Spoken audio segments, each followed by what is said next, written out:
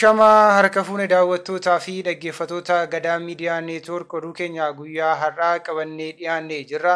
Hangafoota oduutiin eegalla. Rakkoo nageenyaatiin walqabatee Oromiyaa keessatti qabxiin barattootaa gad bu'uun ibsame.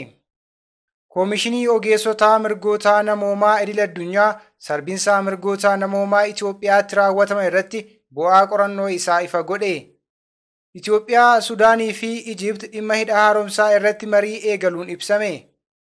Somaaliyaan humnootiin gamtaa Afrikaa biyyattii akka turaniif gaafatte. Kunneen hangafoota oduu turanii amma bal'ina oduutti dabarraa. Oduu wajjin ana Maanu'eel Laggaati. Rakkoo nageenyaatiin walqabatee naannoo Oromiyaatti qabxiin barattootaa gad bu'uun ibsame. Rakkoo nageenyaa naannoo Oromiyaa godinaalee garaa garaa keessatti mudataa jiraniin walqabatee qabxiin barattootaa gad bu'ee jira jechuun Biiroon Barnootaa Oromiyaa beeksise. Akka Biiroon Barnootaa Oromiyaa jedhetti yoo ta'e, barattoonni kutaa 8ffaa fi kutaa 12ffaa qormaata fudhatanii qabxii darbinsaa fidan muraasadha jedhe. Godinoota rakkoo nageenyaa jabaa qaban keessaa tokko Horroo Guduruu yoo ta'u, bara 2014 akka lakkoofsa Habashaatti barattoota qormaata seensa yuunivarsiitii fudhatan keessaa 3% qofti darbuutu himame. Bara 2015 akka lakkoofsa Habashaatti barattoota kutaa 8ffaa qormaata fudhatan keessaa 22 qofti darbuu isaanii hoogganaa waajjira barnootaa godinichaa Jireenyaa Bayyanaa barruu dhuunfaa biyya keessaa Addis Istaandard jedhamutti himeera. Qondaalli kun qabxii barattootaa gadi bu'uu sababni rakkoo nageenyaa ta'uu eeruun barataa yeroo gahaa fudhatee barachuu qaba. Akkasumas barsiisaa fi daayirektarri tasgabbiin barsiisuu qabu turan. Garuu aanaalee godinichaa tokko tokko keessatti sababa rakkoo nageenyaan barnoonni addaan citaa waan tureef haala kanaan duraa hin baratamneen qabxiin barattootaa garmalee barana gadi bu'eeraa jedhan. Sababa rakkoo nageenyaa godinicha keessa bakkeewwan adda addaatti uumameen namoonni qe'ee isaan irraa buqqa'an manneen barnootaa keessa qubachuun akka barnoonni seeraan hin baratamneefis gufuu guddaa akka ta'e himuun humni nageenyaa mootummaa fi hidhattoonni darbee manneen barnootaa keessa buufachuun haala baruu fi barsiisuu irratti dhiibbaa akka fidaa jirus qondaalli kun himaniiru. UNICEF gabaasa bara 2021 baase irratti godinaalee Gujii Lixaa, Wallagga Bahaa, Qeellan Wallaggaa fi Horroo Guduruu Wallaggaa keessatti sababa rakkoo nageenyaa manneen barnootaa cufamuu fi buufataaleen fayyaa tajaajila fayyaa kennuuf rakkachuu ibseera. Aanaalee 47 keessatti manneen barnootaa 956 ta'an cufamuun barattoonni 200,000 fi 49 ta'an barnoota dhabaa jiraachuu hime. Koomishiniin ogeessotaa mirgoota namoomaa idil-addunyaa sarbiinsa mirgoota Itoophiyaa keessatti raawwatame irratti bu'aa qorannoo isaa ifa godhe. Koomishiniin ogeessotaa mirgoota namoomaa idil-addunyaa Itoophiyaatti gabaasa waliigalaa haala qabinsa mirgoota namoomaa Itoophiyaa keessa jiruu fi mul'atu ilaalchisee qorannoo bal'aa geggeessee bu'aa qorannoo isaa mana maree mirgoota namoomaa dhaabbata mootummoota gamtoomanitti dhiyeesseera. Gabaasa isaa kana keessatti sarbiinsa mirgoota seeraa idil-addunyaa cabsanii fi yakkoota garaa garaa Itoophiyaa keessatti keessattuu naannoo Tigraay, Amaaraa, Affaarii fi Oromiyaa keessatti raawwataman irratti gadi fageenyaan qorachuun bu'aa qorannoo isaa adda baasee kaa'eera. Sarbiinsa kunneen ajjeechaa jumlaa, gudeeddii, beelessuu, humnaan buqqisuu fi seeraan ala hidhuu kan dabalatedha.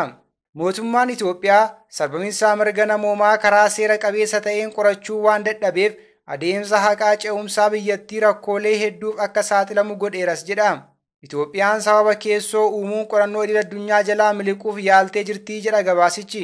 Koomishinichi qorannoo addatti naannoo Oromiyaatti geggeesseen muddee 1 bara 2021 godina Shawaa Bahaa aanaa Fantaalleetti hooggantoota hawaasa Karrayyuu humnoota tikaa mootummaatiin hidhamuu fi ajjeefamuu isaanii dabalatee taateewwan ajjeechaa seeraan alaa raawwataman hedduu qorateera. Kana keessaa dhimmi hawaasa Karrayyuu sirna kadhannaa waaqaa irra osoo jiranii ajjeefaman isa ijoodha.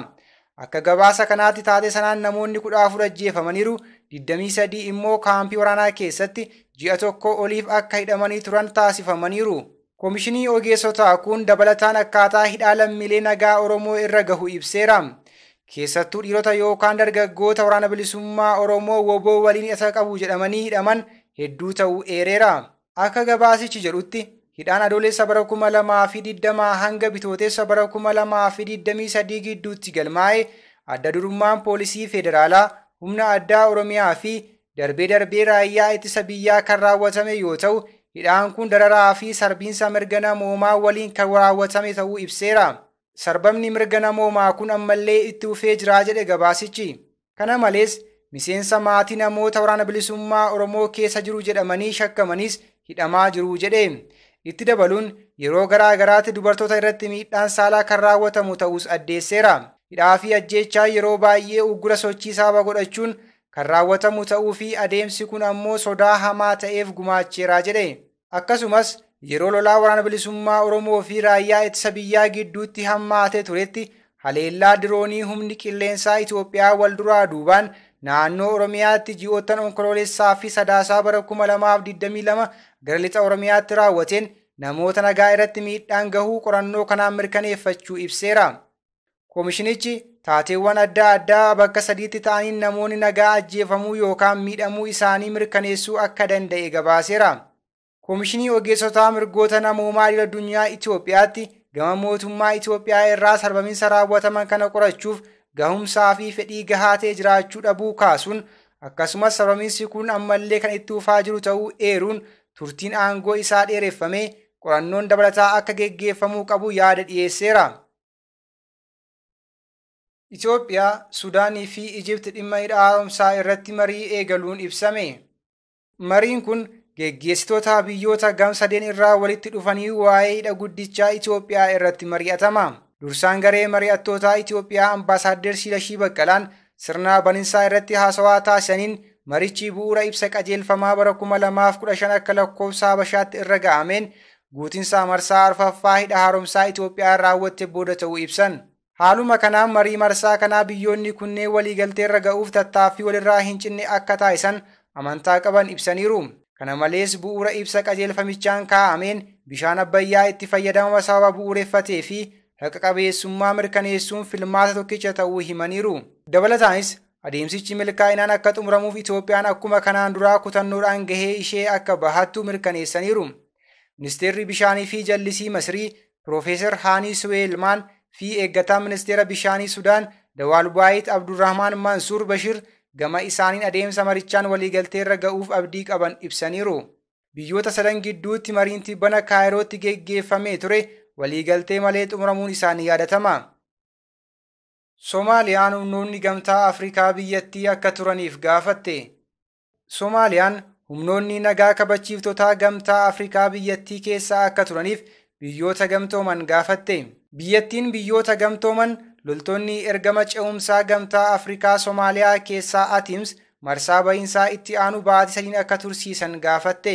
Soomaaliyaan karaa idileetiin adeemsi teeknikaa miseensota waraanaa ATMIS 3,000 baatii sadiin akka dhaabbatuuf gaafatte jedhan maddi oduu AFP xalayaa gorsaa tikaa biyyaalessaa Soomaaliyaa Hussein Sheek Aliif Yuunaayitid Neeshiniif barraa'ee caqasuun gabaase. Humnoota nagaa kabachiisaa 17,000 ta'e keessaa loltoonni 3,000 marsaa lammaffaa bahuutiin silaa dhuma baatii kanaa biyyattii gadhiisanii bahuuf ture. Haa ta'u malee mootummaan Soomaaliyaa kan ammatti milishoota Al-Shabaab waliin wal waraanaa ture rakkoon cimaa mudachaa jiraachuu hime.